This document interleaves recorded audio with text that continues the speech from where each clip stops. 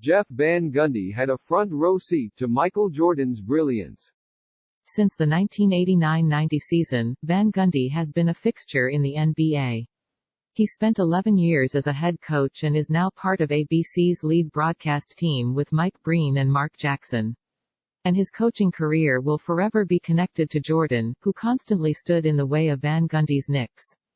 Van Gundy's first win as a head coach came against Jordan's Bulls during the famed 1995-96 season when Chicago set a then record of 72 wins.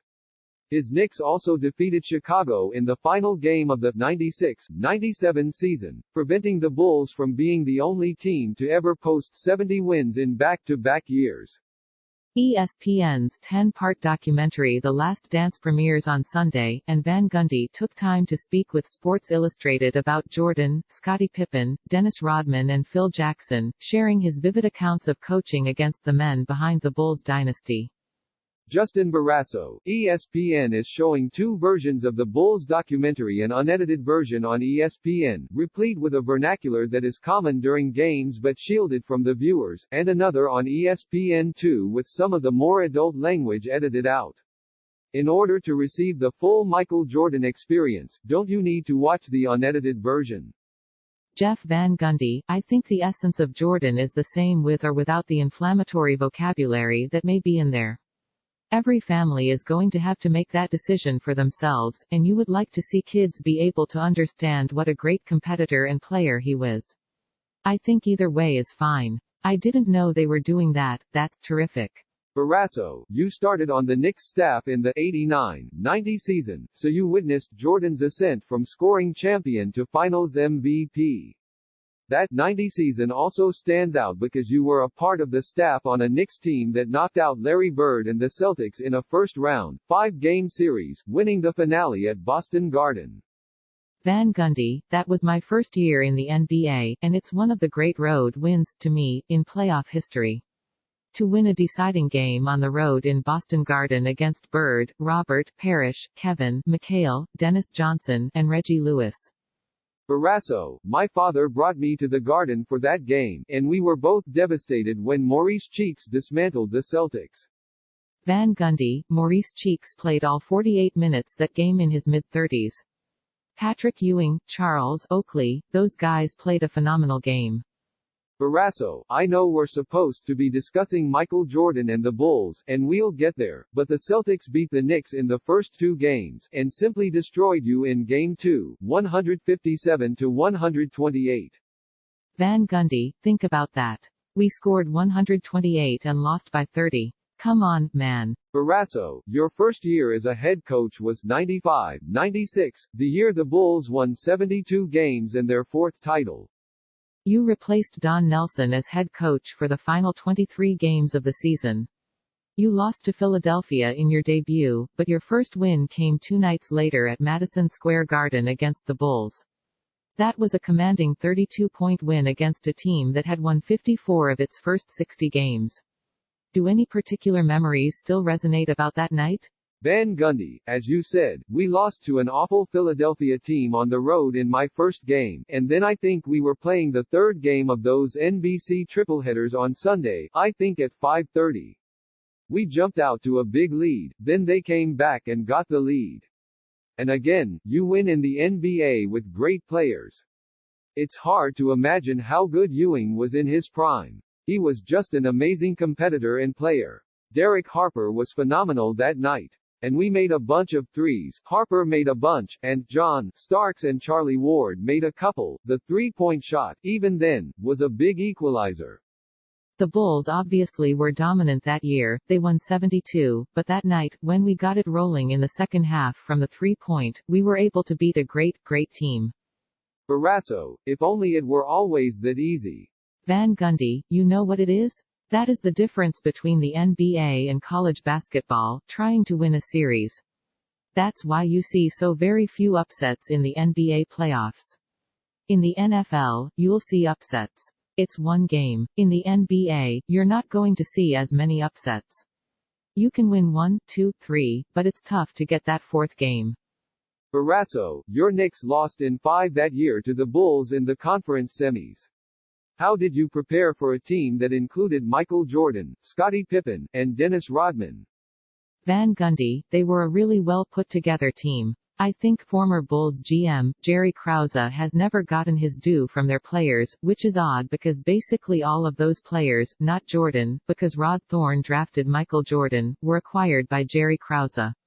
It was always weird to me that they never wanted to give Krause his due.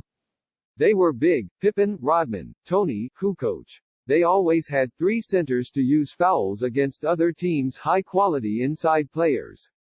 And they surrounded Jordan with guys like John Paxson, B.J. Armstrong, Steve Kerr. They always had a guy that was really a specialist from a shooting standpoint, and it was all driven by Jordan and their defense. Jordan was always putting your defense in a compromising situation, and an underrated aspect of those teams, particularly Rodman, was the number of second shots they were able to create. Defensively, they were also vastly overlooked. When you talk about those Bulls teams, first thought is Jordan, second is Phil Jackson and the Triangle.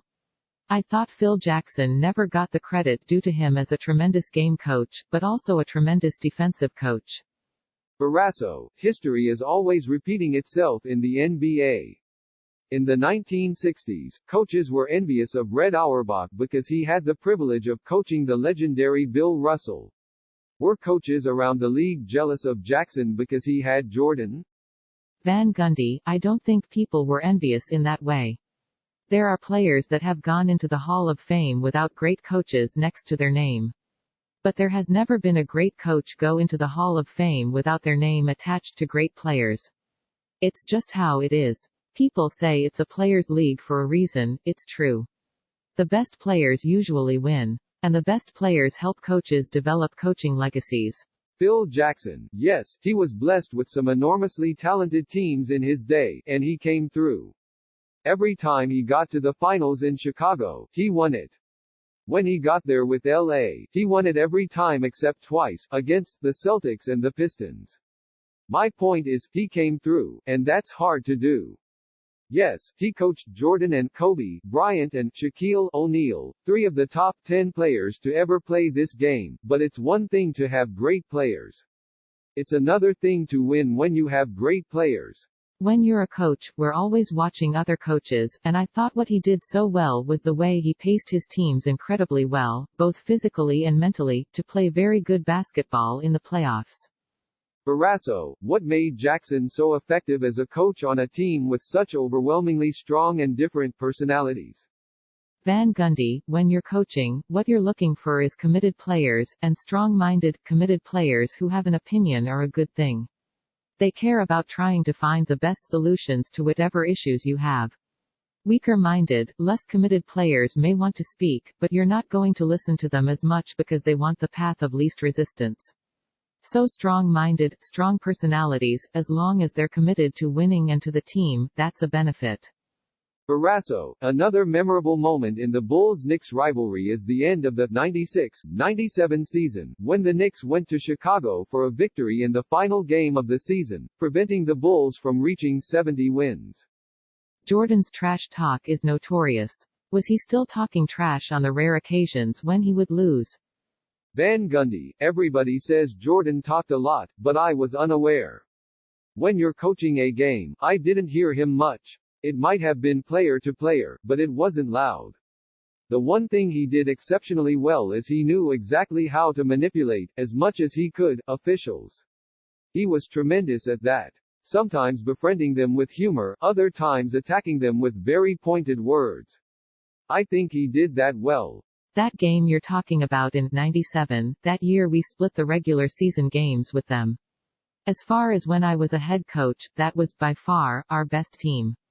Against their defense, you needed wing players who could go and get their own shots, because they were so long, so active and so disruptive. That was the year we added Allen Houston, and he gave us that big wing guy who could go get a shot. Barrasso, does Scottie Pippen receive the right amount of greatness for his legendary career? Or is his legacy hurt by the fact that he never won a title without Jordan? Van Gundy, I know a lot of people talk about legacies in sports, but if I was a player, I wouldn't listen or worry too much about how other people view your own legacy.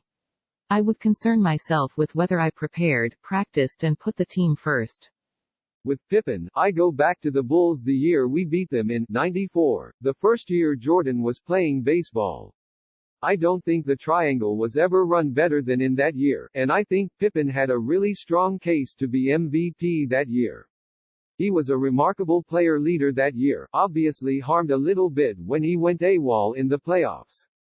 Barrasso, that happened at the end of Game 3 against the Knicks, when Phil Jackson drew up a play for Tony Kukoc to take a game-ending shot, which he hit and the Bulls won, and Pippen made the decision to sit out instead of inbounding the ball. Could you argue that he was justified in believing he deserved that shot? Van Gundy, you don't owe a player a last shot, that's ridiculous. It's okay to think you deserve it, you think you deserve a lot of things, but you have to go out and play to win the game. But my point is he was very good. In Portland, those Mike Dunleavy teams, they had a great team the year 2000, they lost to the Lakers and Pippen had a phenomenal year. I don't think Pippen's lack of a championship without Jordan lessens anything, but I do think how well he played outside of the Bulls makes people understand just how good he was. He was the best help wing defender I've ever seen in the NBA. Such great anticipation, knew when to help and when not to help, he could be very disruptive off the ball, the guy was an elite off-the-ball defender. Barrasso, for a league as colorful throughout its history as the NBA, which also employed World B. Free and a host of other characters, is Dennis Rodman perhaps its most unique personality? Van Gundy, well I think he worked really hard at that. Dennis understood all this branding way before most in professional sports, and he knew if he was just a good offensive rebounder, and he was an underrated passer, as well, that very few outside of Detroit or Chicago would have known about him. He had that nickname, the Worm. He started dressing up and doing some spectacular things to draw attention to himself, and that's what made him more noticeable. I think he knew what he was doing. He knew being different would make him a lot of money, and he was proven right in that regard. Barrasso, this documentary is a time capsule for the NBA. What do you think viewers will be most surprised to learn about the league as a whole? And having already had a front row seat to the Bulls' dominance, what are you looking forward to seeing most in the documentary? Van Gundy, I lived it. And fans, if they watch closely, they'll see how little room Jordan had on the floor. The three-point shot was in less use and there was less three-point shooting. If you look at how tight the spacing was in the triangle, and how much physical contact was allowed, people will be amazed. Everyone thinks they know how good Jordan was, but until you go back and actually study him, you'll never understand what a great player he was. He shot over 50% a lot of times through the physical contact he had to play through. If that happened in today's game, you'd be absolutely living at the free throw line. That's why I have no doubt, if you dropped him in at his prime, in today's game, he would average north of 40 points a game. He would be either living at the line or his variety of shots would just be too hard to handle. If fans watch the game footage closely, the amount of contact that was allowed then versus now, you're going to be even more astounded at Jordan's efficiency from a scoring perspective. Justin Barrasso can be reached at jbarrasso@gmail.com. Follow him on Twitter at Justin Barrasso.